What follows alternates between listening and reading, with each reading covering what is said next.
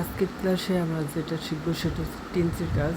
তো আমরা আমরা কি চিনে নিই রিপোর্টিং ভার্ব কোনটা, রিপোর্টেড স্পিচ কোনটা। যেটা ইনভার্টেড কমার মধ্যে থাকবে সেটা রিপোর্টেড স্পিচ, আর কমার বাইরে থাকবে এটা রিপোর্টিং ভার্ব অংশ।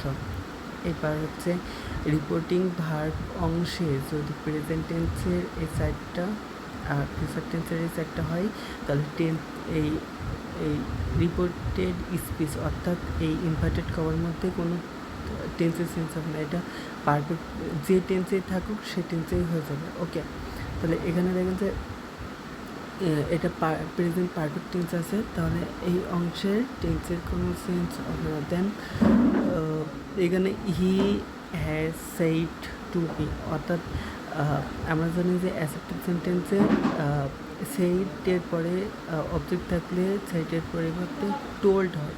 তো এখানে দেখেন টোল্ড দিয়েছে। তো আমাদের আরেকটা জিনিস শেখার আছে যে সেইটের পরে কিন্তু টু হয়, সেইটের পরে অবজেক্ট যদি থাকে, সাইডের পরে যদি অবজেক্ট থাকে তাহলে টু হয়, আর যদি অবজেক্ট না থাকে তাহলে সাইডই হয়। এবার দেখেন যে সাইডের পরে টু হয় কিন্তু টোল্ডের পরে কিন্তু টু হয় না, এটা মাথায় রাখতে হবে। এটা নোটস হচ্ছে টোল্ডের পর টু হয় না, আর এটা যে টেন্স সেই টেন্সে হবে। ওকে,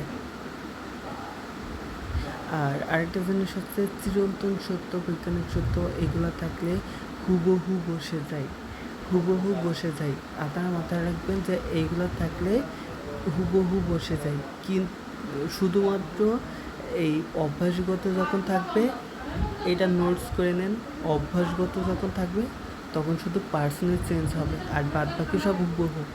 পার্সনের চেঞ্জ হবে শুধুমাত্র এই অভ্যাসগত, তার মধ্যে সব হুবহু বসে যাবে। ওকে, এই ছিল আমাদের টেন্সের প্রথম ব্যাখ্যা।